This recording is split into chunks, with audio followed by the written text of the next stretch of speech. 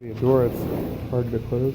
One thing to check for if anyone's used the dolly across it. This one is in a remodel, but looks like something heavy was pulled out of a door here in the tracks. See how it's all bent and squished in. So it's a quick deal. And everything's cleaning as well. That's that. Yeah. Nice and easy.